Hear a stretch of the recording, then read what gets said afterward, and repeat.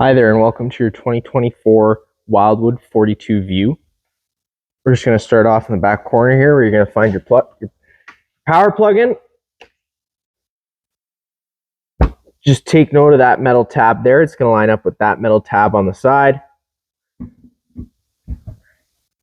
You push it in, you give it that 8th turn to lock it in place.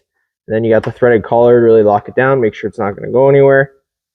And if you follow that back, you do have a standard 15 amp end, which we do have plugged into a dog bone today, which converts it to a 30 amp end. And then from there, we also include a 15 amp adapter. Just keep it in mind whenever you're using these adapters, you are going lower on power, so you can't run things like 2 ACs and higher amperage devices. You got an exterior shower. Inside this compartment here, you just get access to your hot water heater. Down from there, you do have your black tank flush. So the way that's going to work is you're going to hook a garden hose up to here while your black tank valve is open. Going to turn that garden hose on. It's essentially just going to flush out the inside of the black tank, getting rid of any debris hanging on the probes or any smells coming through. Right down from here, we do have your sewer outlet. Just take note of the ear here. Your sewer hose is going to have that same ear. It just locks onto the tab. You got a gray valve and you got a black valve. Your gray valves are going to be your cleaner water. Your black valve is going to be your dirtiest water. So you're always going to want to empty that black valve first, and then flush it out with the gray valve, just trying to keep some of that stink down. Right in here in this back corner, you're going to find a stabilizer jack. You also have one at each corner of the unit. You're just going to run those to the ground, give it another quarter turn just to snug it up, and it's going to take any sway or bounce you see that we have in the unit right now. Coming down the slide here, you need a ladder to access it, but that little vent here, that's for your range hood. You're just going to want to make sure that flap is pulled out, allowing fumes to evacuate. And whenever you travel with the unit anywhere, you're just going to want to make sure it's closed, just not letting any dust inside. Right here, you do have your fresh tank drain. So you just pull that valve, and you see we got that little bit of water come out of there. Right up from there, you do have your furnace exhaust. Just keeping in mind that this does put out hot air, so whenever you have the furnace on, you're not going to want to have anything blocking it. Right next to that, you do have your freshwater fill, so filling your freshwater tank, and then you have your city water connection. So if you're at a site with service, you just plug in your water hose, turn it on, that pressurizes the lines. Inside here, you do just have storage. So that's where you're going to find your sewer hose, your water hose, just stuff like that. At the front of the unit here, you just have your propane tank cover. So for the purpose of this video, I'm just going to take this off. Right here is where you do have your 2 barbecue style propane tanks. Just not connected right now. Just going to take that, tighten that on. This little dial here, is how you're going to change it from one tank to the other tank. So with the arrow pointed this way, you're going to be drawing off this tank. The arrow pointed that way, you're going to be drawing off this tank. So if this tank runs out, you can use this tank, go get this one filled. Whenever this is red, that's just meaning you don't have any propane running through here. So you turn that on, it goes green right away. Right behind there is your battery box. That is where your battery will be located. Tongue jack in the front, one way's up, one way's down. You do have power outlets on the outside of this unit, as well as your patio door, as well as your assist handle. So the way that assist handle works is you just pull it up, fold it 90 degrees, it pops out.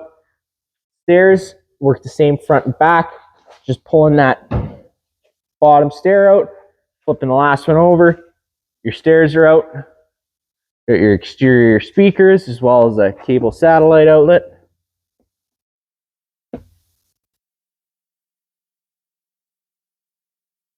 And just another set of stairs.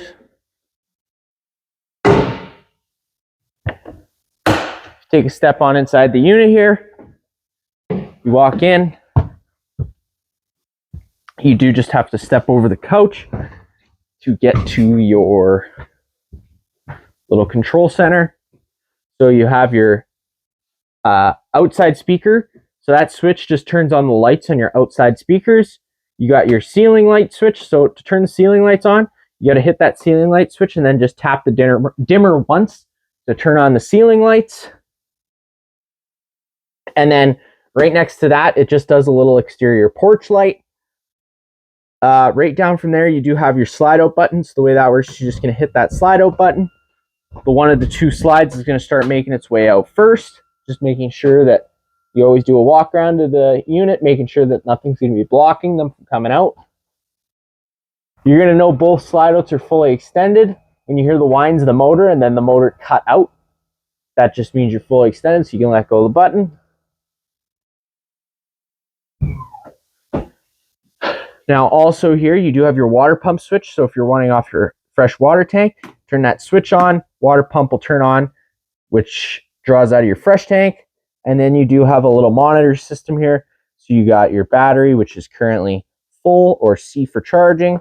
And then you got your fresh, your black 2, your gray, and your galley. Now you do only have one black and a galley, but you do have a gray and a galley. So you'll just be running that black 1. Black 2 won't be hooked up to anything. Right down from there, you do have just this little regular household style light switch, which turns on the ceiling fan in the main living space. Right next to that, you do have your thermostat. So you hit that button once, and you're going to go into fan low. Now this thermostat here does control the main one in the living space. So you hear that fan kicking on. That's going to be on fan low, no cooling involved. That button again, and you go to fan high. Now again, that's just running with the high fan, and then you get into cool high. So now is when the cooling kicks in, and you're running it on the high fan, and then you get to high cool low, which is just low fan, and then now you get cool low auto. So auto just means it's going to be an on-demand system, so it's going to kick in and out as it's needed. Same thing with cool auto high, just on the high fan. And then you get into heat options. So that heat's going to work is the furnace is going to turn on, which does move its air through all the little floor registers and wall portals that we have around this unit here. Furnace is going to turn on, it's going to light. Whenever you go to turn the furnace off, you just hit that button again once, it goes to off. Furnace is going to run for about 3 minutes, up to 30 seconds, just so that has that little bit of a cool down time. If we come back to the door we came in, you do get the stairs that lead up to the bunkhouse of the one side, where you do have one 10 outlet and 2 USB plugins on each side of the bed, and as well as a cable satellite outlet and a 110 outlet. And you get this nice little storage space in the middle. Light switch is just on the wall for up here. Come down the stairs, you open up this door, and you do get into the bathroom. Got a little motion detecting light there. Turn the main lights on. So you do have this shower, which does have many options to it. Just adjusting the options with this dial here, and your water is controlled with this. Open this up, and you are able to put a washer dryer in here if you were to want to, but you can just use it as a storage space. Behind you, more storage, but you do have the switch to turn on your hot water heater. You're just always going to want to make sure your hot water heater has water before you turn this on. More storage down below, just keeping in mind that's plumbing stack. This folds down. This is your fuse panel and your breaker panel. So whenever a breaker pops, it's going to sit in the middle, so you just got to turn it off and then back on to reset it. And whenever you have a fuse blow, there's going to be a little red indicator light telling you which one is blown. There's just one of those portals I was telling you about. The heat moves air through.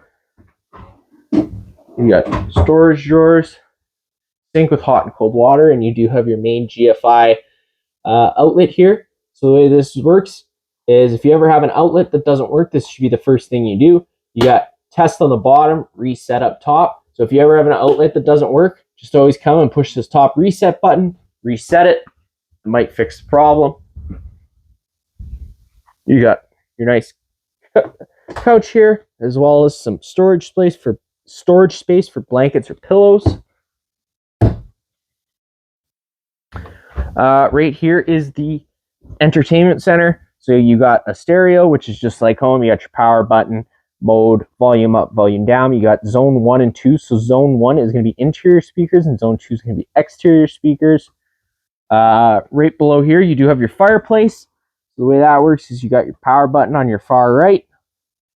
Right next to that, you got a button that changes your flame color. Next to that, you do have your rock. You can change your rock lights. And next to that, you do have the heating option. So you can either run it on high, low or high. And then right next to that is just a timer. So you can set it from anywhere from 30 minutes to 9 hours, I believe. And it'll automatically turn itself off. Just coming down the unit here, on this wall here, you do have some light switches, which just turns on some more ceiling lights, as well as your pendant light and your little accent light above your slide out. And then you do have your awning control here. So you just hit extend. That awning is going to start making its way out. Once it's fully extended, you're going to see the little flap hang down in the back of the metal tube.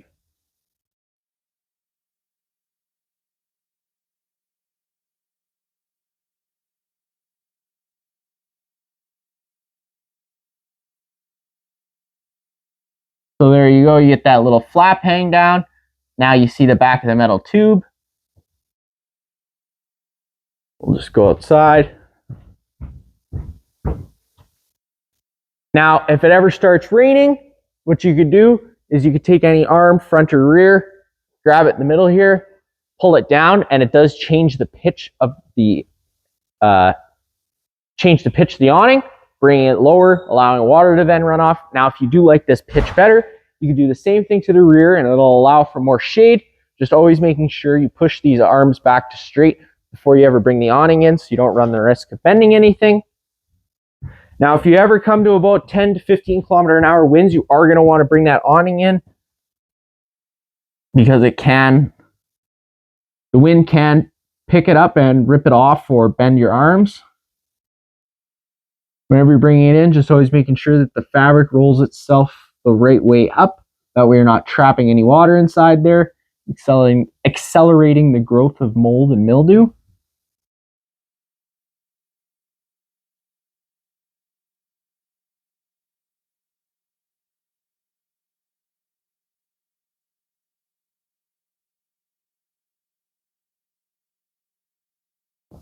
There you go, you heard the awning touch the side of the trailer. So here you do have your TV lift. So the way these switches work is with them down, they don't work, they don't do anything, and then you can turn them on. You can also turn them on individually if you want, and you just hit down, and you got your shades that'll automatically move down. You hit up, they go up. Now, these three shades obviously operate the shade. These three buttons operate the shade on this side, and then you got these 4 shades, which will operate these ones. Like I said, you can operate them individually. And now you also have your TV lift. So you hit that button up, turning it on, hit that button up, and the TV starts making its way up. Nice little feature, keeps it out of the way if you need more counter space. There you go. TV's fully up. You want to bring it down. You just hit the down button, makes its way down, hides itself away.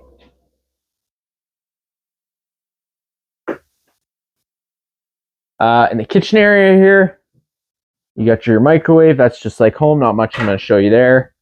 Kitchen sink, hot and cold water. Sofa.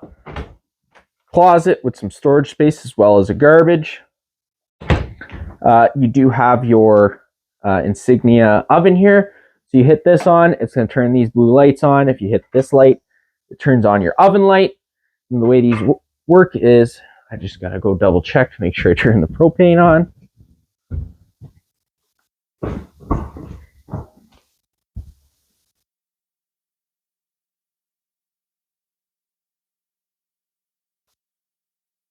Yep, it's on.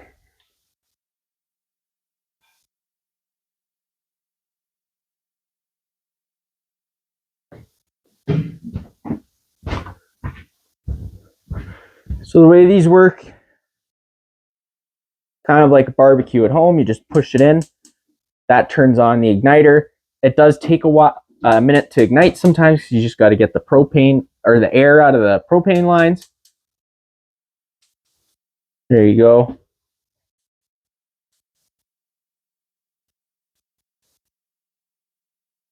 Those just light right on up. Now to get the oven started, it's the same way, just holding that button in,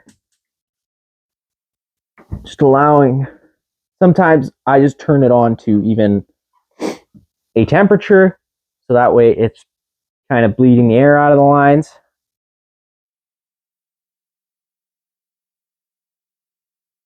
And then you turn it back to the light.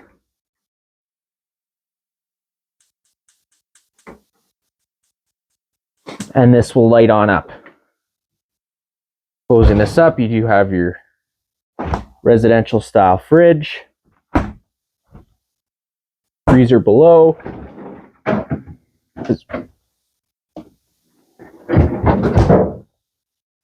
You do have your fire extinguisher right next to your patio doors. And on this side, you just take a step on up. You do also have a second AC, which the thermostat is activated in the master bedroom, which I'll show you in a second.